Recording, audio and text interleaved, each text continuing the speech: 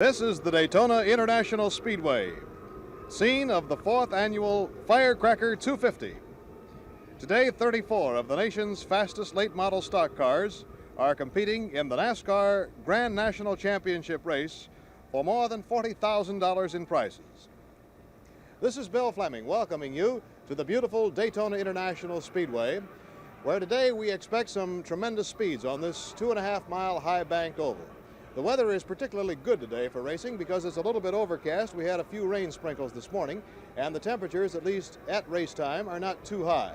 They will, however, be climbing up into about the high 80s.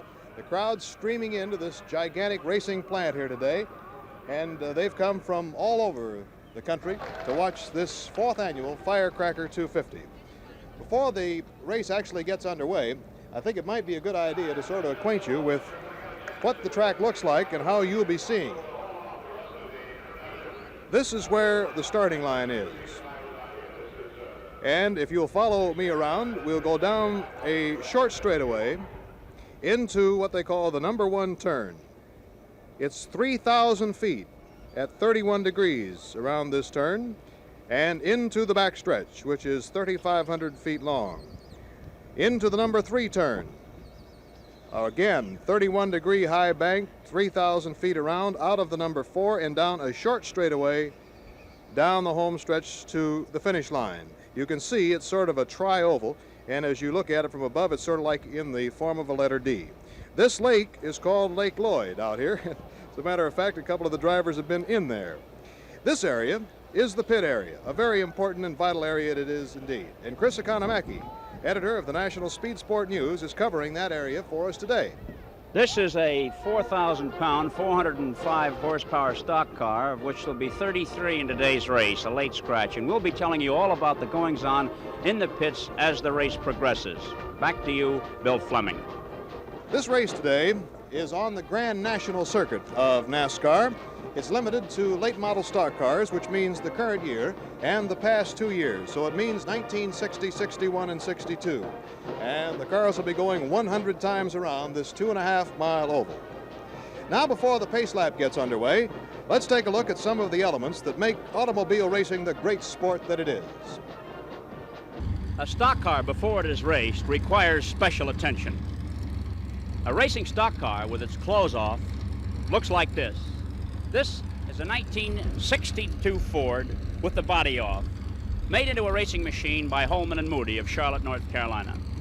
In the back, the white lines indicate where the frame has been reinforced with extra welding. At the rear axle, heavy-duty shock absorbers have been added and heavy leaf springs.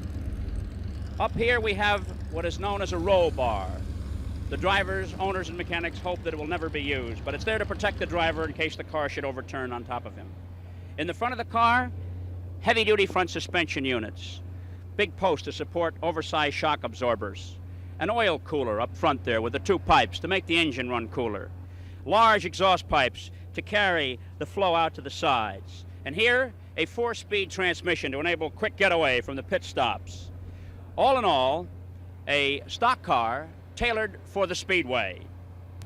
And in the garage area, last-minute adjustments by top-flight mechanics to tune every bit of horsepower into these racing automobiles.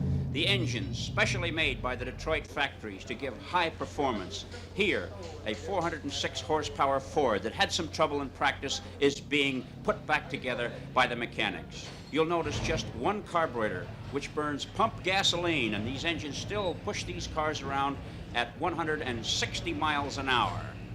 Precision fitting going on here as the mechanic sits the intake manifold back on top of this engine. Plymouth's 413, Chrysler, Pontiac, all the makers have high performance engines for these stock car mechanics to use in their racing stock cars. Bringing into play now an impact wrench to speed up the installation of the intake manifold. This wrench plays an important part during the pit stops when it's brought out on the line to loosen the lug nuts on the tires as they are taken off during the pit stops. And now for some of the men who will be driving these machines, the big crew cut, 6 feet 2 inches, 190 pounds, hometown favorite Glenn Fireball Roberts, winner of the first Firecracker and back home for his first start after a successful invasion of France in the Le Mans 24-hour Classic. national point standing leader. Joe Weatherly, a former national motorcycle champion, talks with Florida Senator Smathers about the big day here at the Daytona International Speedway. He's driving a Pontiac.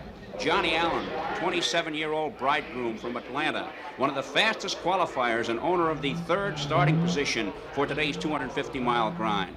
27-year-old David Pearson, last year's Firecracker winner and the big money winner in 1961 on the NASCAR Grand National Circuit. Burley Jack Smith, formerly of Atlanta, now living in Spartanburg, South Carolina, at 37 years of age, one of two grandfathers in the event. He was the winner of the 1960 Firecracker 250 and has 15 years of experience behind him. Here's 30-year-old Junior Johnson of Rhonda, North Carolina, 5'11", 215 pounds of racing driver. He took the checkered flag first in the 1960 Daytona 500.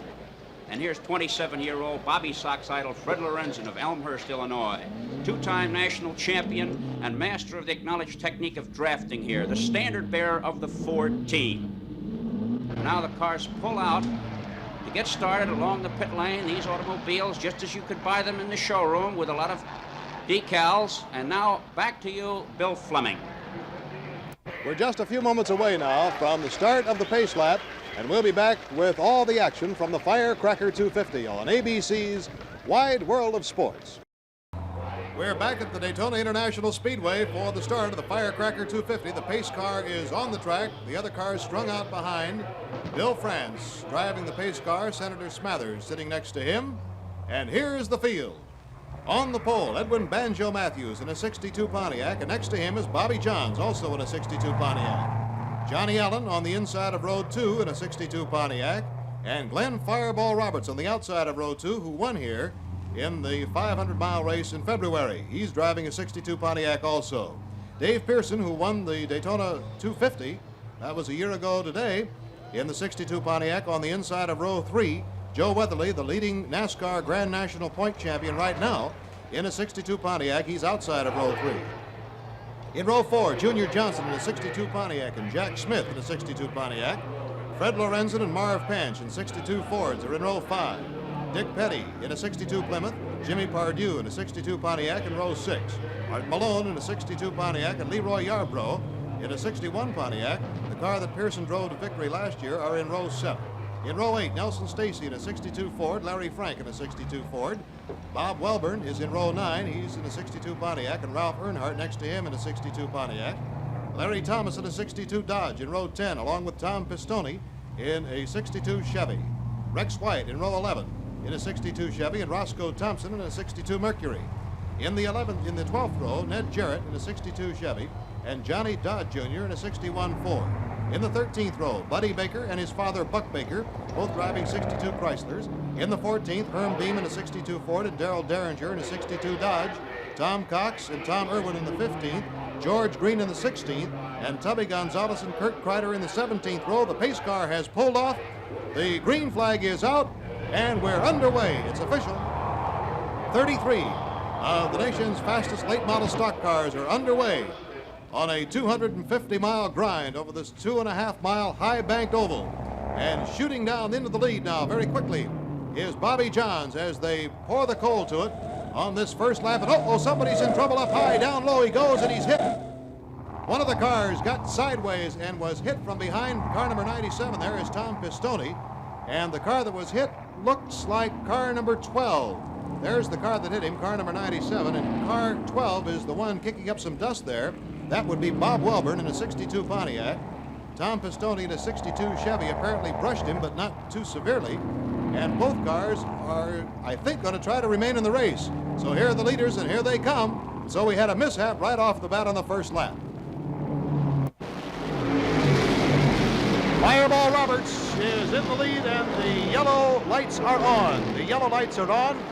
There must be some debris out on the track because the yellow caution light is on, and it means that Fireball Roberts, followed by Banjo Matthews and Bobby Johns, 1, 2, and 3, as they go down the backstretch. The caution light is on, so the cars must hold position. And here is the end of the second lap. Banjo Matthews, Fireball Roberts, and Bobby Johns. And behind them comes Junior Johnson. Now you see down in the pit area That is car number 97 being worked on right now, and that is Tom Pistone of Chicago, Illinois, in a 62 Chevrolet. And apparently he got brushed down there because, as you can see, they're changing the right rear tire. He may have dented a fender, and it might be rubbing. Yes, I see quite a big dent in that right rear fender. Other cars in the pit area. Now we pick up the leaders. And here they come down the front straightaway. Banjo Matthews, Fireball Roberts, and right behind them is Bobby Johns. 362 Pontiacs leading this field, and they are on the 4th lap. More cars into the pit area, and right into the head of the pit area, there's a car limping in, and we'll spot them for you as quickly as we can. It's car number 4, Rex White of Spartanburg, South Carolina, in a 62 Chevrolet. Rex White limping into the pit, and following him in car number 27 is Tommy Irwin, also in a 62 Chevy from Inman, South Carolina. So apparently something happened over there to Rex White, a former Grand National NASCAR champion of 1960. He has limped into the pit area. The right front wheel is down. A very costly little error there at the beginning of the race. Not necessarily an error, but let's say a mishap. Because on the very first lap, 3 or 4 cars were involved in some sort of a tangle. And here you see them working on the car of Rex White, frantically hoping to get him back in the race. Car number 27 is officially out of the race right now, Tommy Irwin. Well, Banjo Matthews and Fireball Roberts, they said those were the fellows to watch. I guess you had to consider the fact that Banjo Matthews was the top qualifier at 160.499 miles per hour, setting a new record. It's no wonder that he was the prime favorite to win this 4th annual Firecracker 250. And Rex White is coming out of the pit area. He is back on the apron and coming back on the track, and here come the leaders.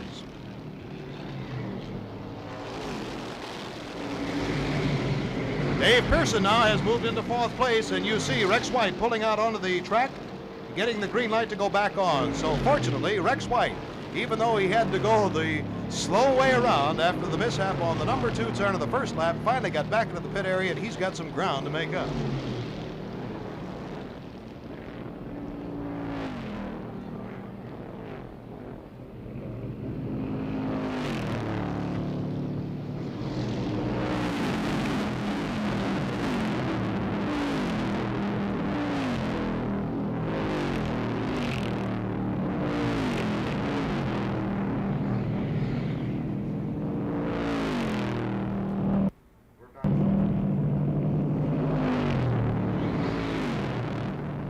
And here come the leaders now, as Banjo Matthews hangs on, and moving up behind him very close, just breathing right down on his neck, is Bobby Johns of Miami, Florida, in a 62 Pontiac. Banjo in car 02. And here was a car spinning right down in front of us, and it looks like he put a pretty big dent in the guardrail. That's 43. That's Dick Petty of Randall, North Carolina, in a 62 Plymouth. Dick Petty spun, hit the guardrail, and as you can see, a tremendous rent in the steel rail, and here comes Dick dejectedly taking off his helmet. And boy, we have really had some mishaps at the beginning of this race. We're only on 6 laps, and already we've had 4 or 5 cars involved. These tremendous speeds that these fellows are capable of, 160 miles an hour, and everybody's predicting new records for this race, certainly have taken their toll. We'll be back in just a moment with more racing action from the Firecracker 250. The Gillette Safety Razor Company is bringing you this segment of ABC's Wide World of Sports.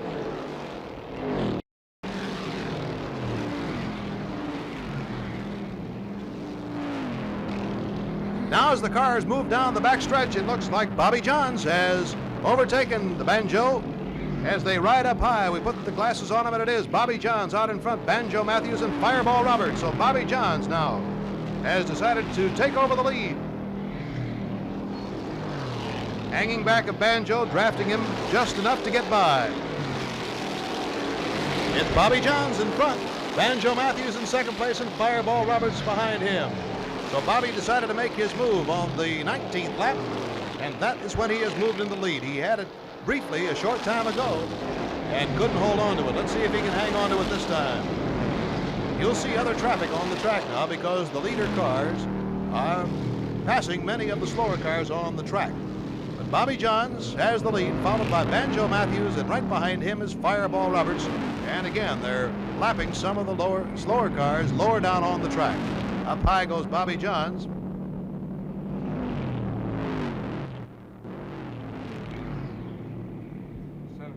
Let's get a timer on the lead car as it comes by the next time, and let's take a check and see how fast they're really moving.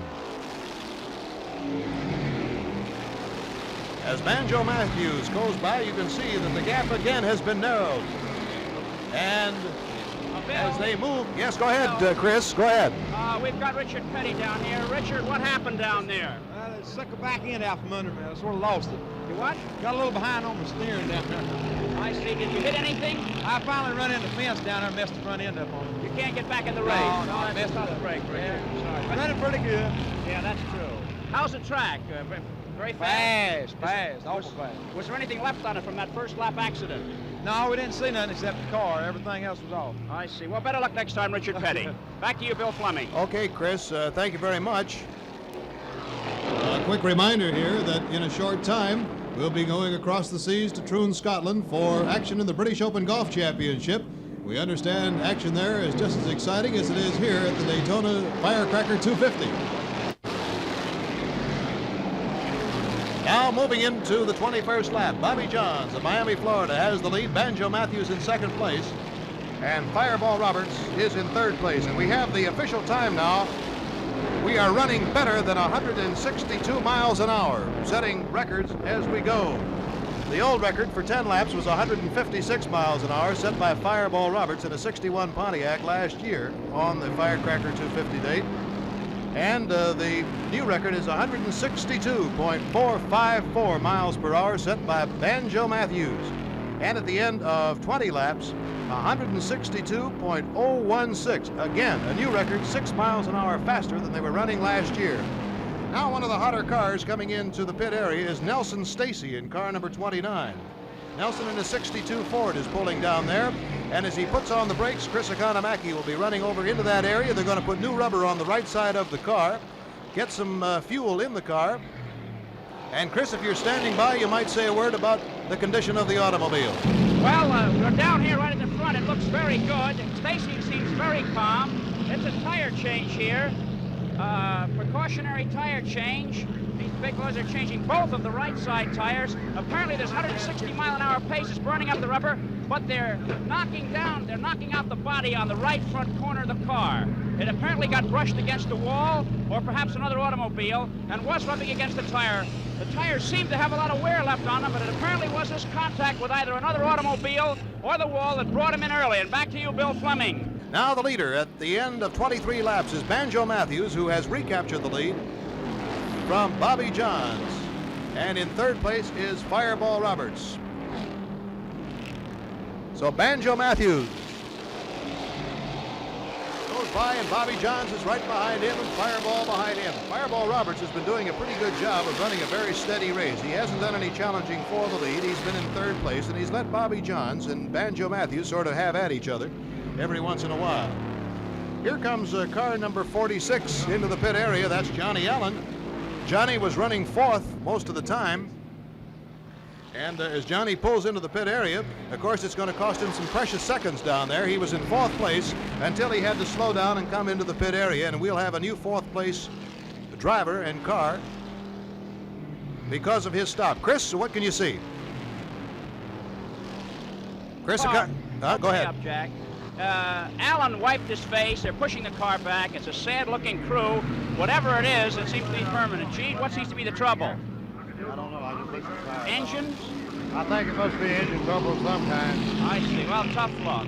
The official word from the steward is transmission trouble on Johnny Allen's number 46, Bill.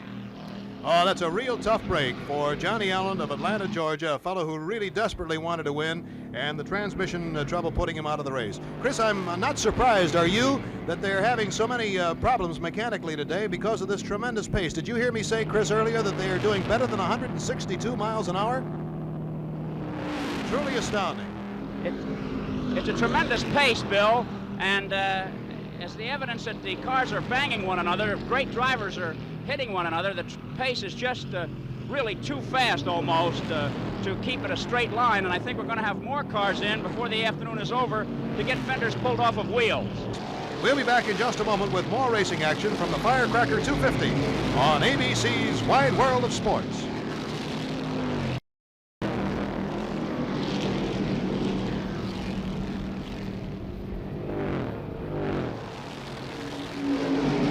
While we're watching to see just how fast the pace is, we'll mention to you some of the cars that are out of the race. Johnny Allen out with transmission trouble. Art Malone, Tom Pistone, Bob Welborn, and Rex White were the ones involved in that first lap mishap. So right away we eliminated 4 cars, and it seemed that Bob Welborn got sideways and the rest locked their brakes to try to avoid it, and that's the reason that we had the mishap on the first lap. Now the timer starts, and so you can sort of take a check here as the cars go by to see how fast they're going. Tommy Irwin is out of the race. Richard Petty spun out. You saw him do that and dent the guard rail. Johnny Dodd is out of the race after overheating. Tom Pistone is out because of suspension trouble brought on by that first lap accident. So right now we have 1, 2, 3, 4, 5, 6, 7, about 8 cars out of the race of the starting 33. Again, if you want to check your speed chart, if he does 56 seconds flat, it's 160.71. If he does 55 seconds flat, it's 163.64.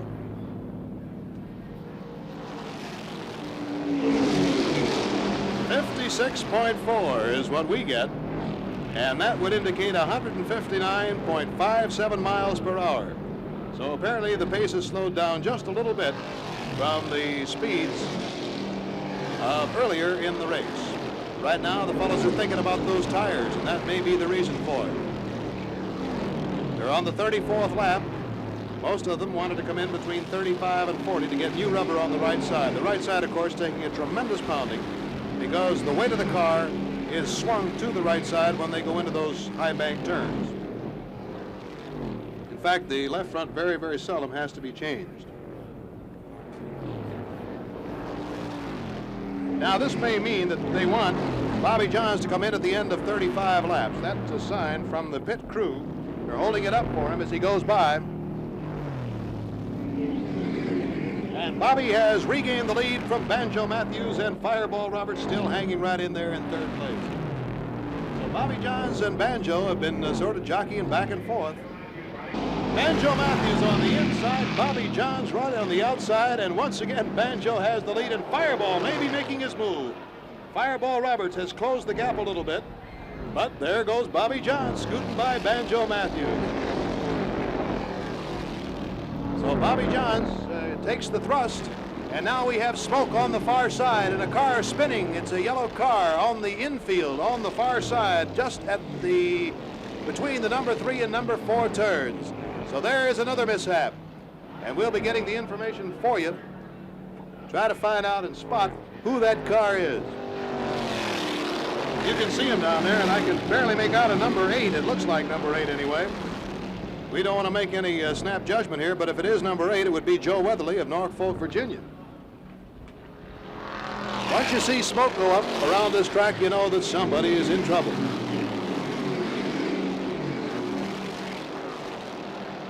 Davey Pearson is coming into the pit area. Davey, who won this race last year in his 61 Pontiac, is the defending champion, so to speak, and he's coming in on the leader's 36th lap, and he'll be getting fuel and some new rubber. And Davey driving a new 62 Pontiac this year and would like very much to repeat the victory that he had a year ago.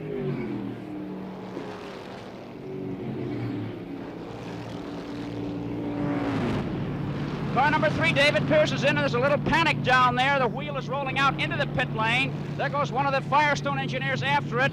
And as we say, this is the beginning of the crucial time of the race, approaching 100 miles, 40 laps on the track, when all of the major contenders will be stopping. Right side tires are being changed on the Jerry-O Pontiac. That's it, Bill. Okay, thank you very much, Chris Economaki. And here is Bobby Johns, your leader. And of course, we should mention here that it's very important on these pit stops to see how long they're going to take. Here comes Banjo Matthews in, Chris, in case you can't see him moving into your area. And let's see how long it's going to take him to get some fuel and some new rubber. They're going like a bomb here. They're jacking up the right side of the car. The right front tire is off of pneumatic wrenches, as is the right rear. And Banjo's getting a drink. He looks very calm behind the wheel. The gasoline is being shaken in there. It's really furious down here. Some of the pit men have fluorescent jackets, and there he goes in what looks like a tremendous stop, Bill. Well, you can say that again, Chris. We had him in just a little bit over 35 seconds for that pit stop. Isn't that phenomenal?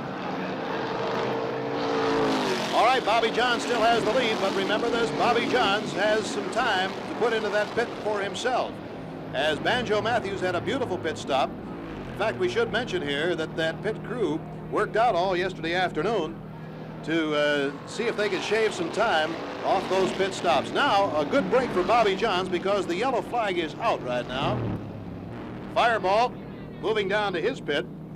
And that is the same pit crew that services Banjo Matthews' car, so let's see what they can do here. We'll start the stopwatch, and Chris, take it over. And here is, Bill, here's another expert crew at work, and it's the same crew that got Banjo Matthews on the track, the Ray Nichols crew. They're shearing the pit work. Nobody's saying a word to Fireball. Maybe we can get a little something out of him while the car's still up. The wind is up. The wind is up. We can't get a word out of him. We thought perhaps it might be down. But this looks like the championship crew so far. Windshield being clean, both right side tires, 20 gallons of fuel. The clock seems to be ticking away just a little bit longer than it did for Matthews. And there it's down and off. Whoops, he's running over the jack. He hurt his exhaust pipe. Bill, as he started to pull out, the jack was not all the way down, and it gripped the right-hand exhaust pipe. Even the mechanics don't know this. This could be a factor late in the race. Right you are, Chris, and we had a pretty good picture of that, too. That pit stop, incidentally, of Fireball Roberts was not as quick as the earlier one. That, you see, is the safety car that is leading the field. That has the yellow flag on it. This simply goes out onto the track anytime the yellow caution light goes out, and it goes in front of the lead car. Now, what it does, it merely sets the pace. And these fellas have to hold their position and hold the speed set by the safety car. As soon as any debris is off the track, the safety car will come back on in, and the race will be under the green light once again.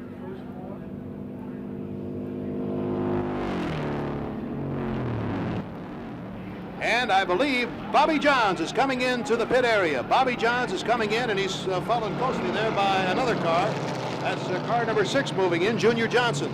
All right, let's put the stopwatch on Bobby Johns as soon as his car stops.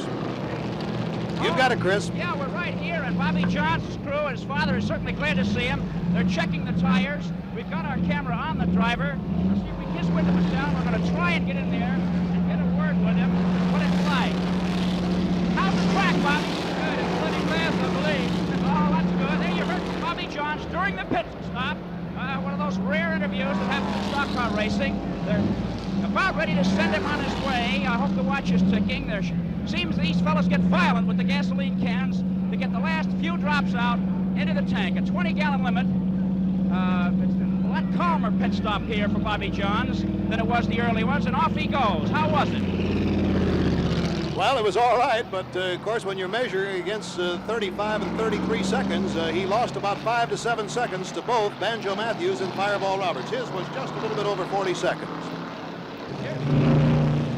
We'll be back in just a moment with more racing action from the Firecracker 250 on ABC's Wide World of Sports. And now here comes Fireball Roberts into the pit area, and we'll see how long it takes him to get him in and out with some new rubber. Well, listen, crew at work. We've got a shot showing most of it down there. As you can see, one can of gas is already in. Chris.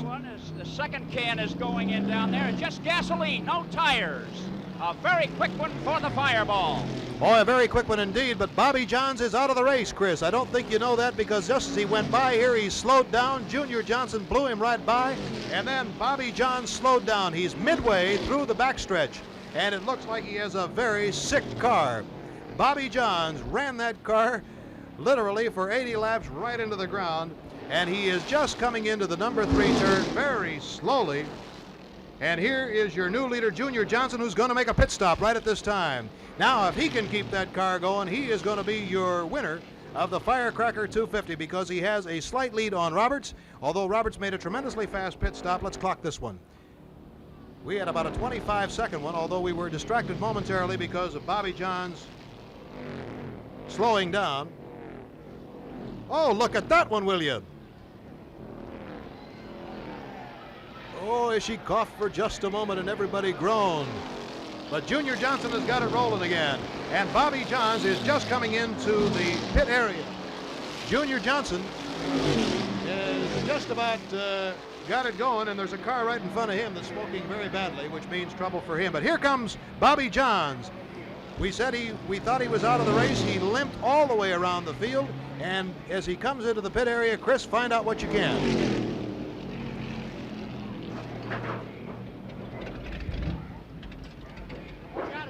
What's the trouble, Bobby? Don't know yet. He doesn't know, but he is in trouble. He's getting a drink, and the hood is going up on the car. So we'll see if we can't get a shot of the end of the hood work here.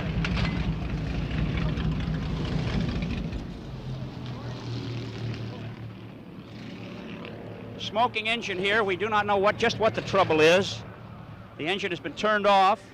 It's jacking up the right side of the car. Tires are being changed just in case it can be restarted. But it looks as though another Pontiac here. John is getting out. It's a sad-looking crew here. Bobby's soaking wet from top to bottom with perspiration. We'll see if we can't get a word with him here.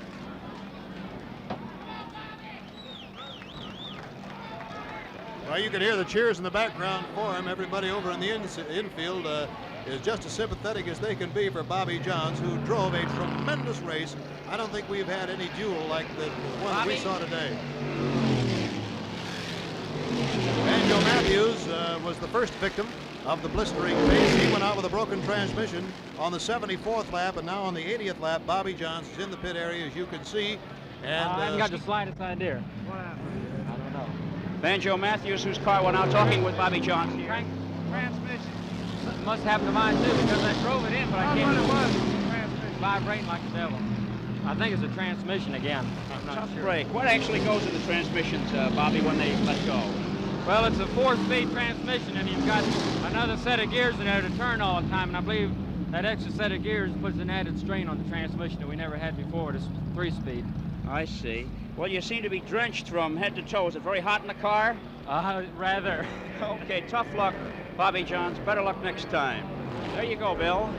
all right, only 15 cars are left running in the race, and Banjo Matthews out on 74, Bobby Johns out on 80, both with transmission trouble. That's what happens when you turn these laps at 162 plus miles per hour. And now the fellow to watch is Junior Johnson, and the reason to watch him is because right now he is going to try to put the press on Fireball Roberts, who according to the scoring sheet is your leader.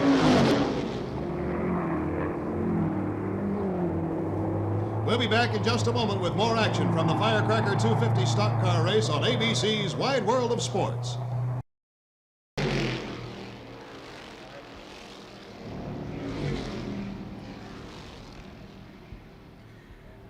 Fireball Roberts has just received the official sign from Johnny Bruner, the starter, that he has 5 laps to go. 5 laps to go for Fireball Roberts and Junior Johnson, who are on the same lap. Marv Pench in 3rd place is 2 laps behind. In 4th place is Jack Smith, also 2 laps behind. We have 15 cars still in the running. So we have lost better than half our field with the torrid pace of today. Fortunately, however, only the cars have been damaged. All the drivers are healthy and safe, although many of them are very disappointed.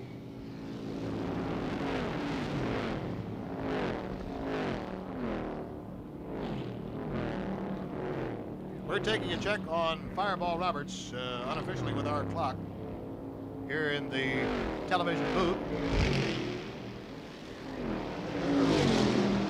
He turned that lap in 56 seconds flat. And now we'll see what Junior Johnson is turning him in.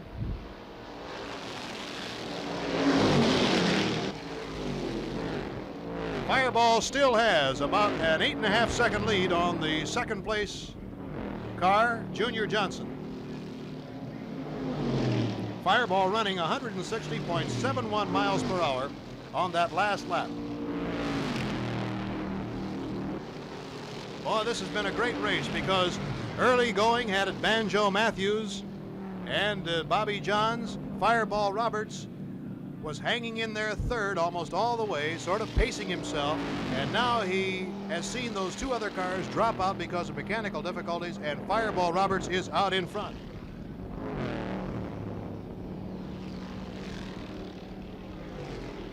White flag will be out for Fireball Roberts, and there you see it. A white flag is out for Fireball Roberts. It also will be out for Junior Johnson. And we're taking a check here. Now Junior Johnson is 12.5 seconds behind. Almost 13 seconds behind Fireball Roberts. So Fireball Roberts is the man who looks to be your winner of the 4th annual Firecracker 250. All the people are pouring across the track from the infield to Victory Lane, and they will be awaiting anxiously now for Fireball to get the checkered flag. Johnny Bruner has it out of the casing, and Fireball Roberts has a comfortable lead now over the second place car, Junior Johnson. Everybody's standing now up in the grandstand area, and here he comes.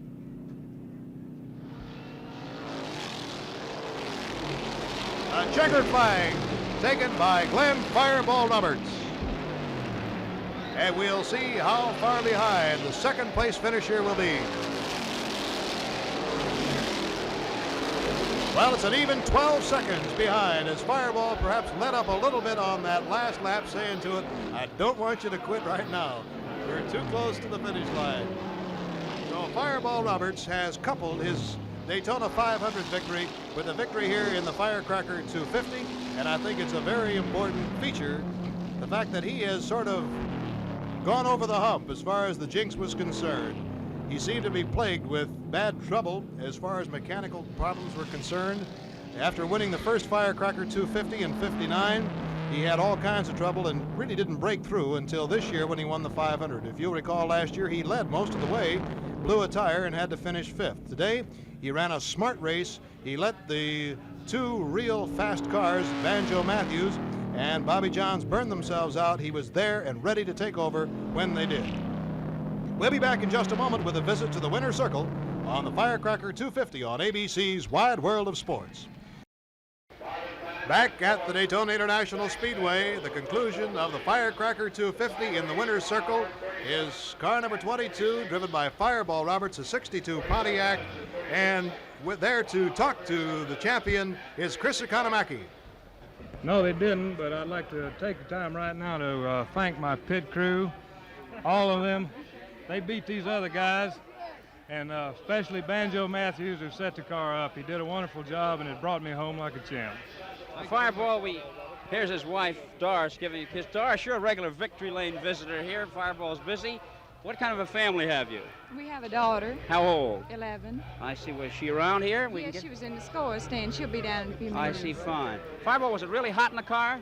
Well, it was pretty hot trying to keep up with Banjo. You can say that.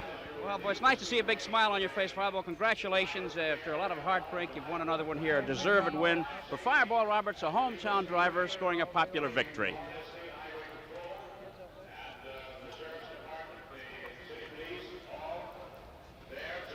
And I'm sure all the well-wishers following Fireball Roberts are very happy with his victory today. His average winning speed, 153.688 miles per hour.